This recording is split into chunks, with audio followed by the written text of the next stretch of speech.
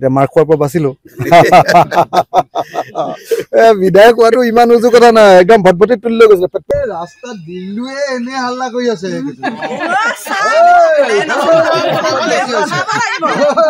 ৰাস্তা দিল্লু এই কেইদিনৰ ভিতৰত বনাই দিম এতিয়া হৈ গ'ল 1 কিলোমিটাৰ আৰু ৰাস্তা হোৱাৰ পাছত ভোজ ভাত যদি খাবলৈ নাপাওঁ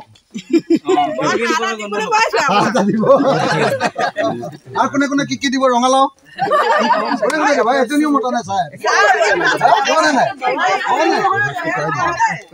চবৰ ঘৰে ঘৰে চাউল তুলিব লাগিব এঘৰে নহয় চবৰ ঘৰে চাউল তুলিব ৰঙালাও আৰু হাঁহ এটা আপুনি কি দিব তেতিয়া থাকি গ'ল মই যিহেতু বিৰোধী বিধায়ক মই চববিলাক কাম কৰিব পৰা নাই যেনেকৈ ধৰক আজি এতিয়া ৰাস্তাত মোক বাইদেউহঁতে আগচি ধৰিলে ক'লে এই আমাৰ ৰাস্তা হ'বনে নাই তাৰপিছত মই চাই দেখিলোঁ যে নাই এইটো মই ইতিমধ্যে চেংচন কৰি দিছোঁ এতিয়া মাৰ খোৱাৰ পৰা বাচিলো বিধায়ক হোৱাটো ইমান উজু কথা নহয় একদম ভটভটিত তুলি লৈ গৈছে ভোমোৰা তুলি লৈ গৈছিলে যি ঠেকেচ দিছে নহয় কৈছে ৰাস্তা কেনেকৈ চাই লওক একদম মজা ভাল ৰাইজৰ এই কনচিয়াছনেছটো খুব দৰকাৰ ৰাইজে যে ৰাস্তাটো লাগে বুলি গোটেইখিনি মানুহ যে ওলাই আহিছে এইটোৱে মই সদায় এইটোৱে কাম কৰাব খোজো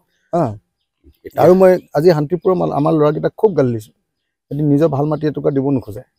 ডনেশ্যন এটা পৰিয়ালে তেওঁৰ হাজবেণ্ডৰ হেৰিয়াত স্মৃতিত মাটি এটুকুৰা দিছে খেল চেণ্টাৰ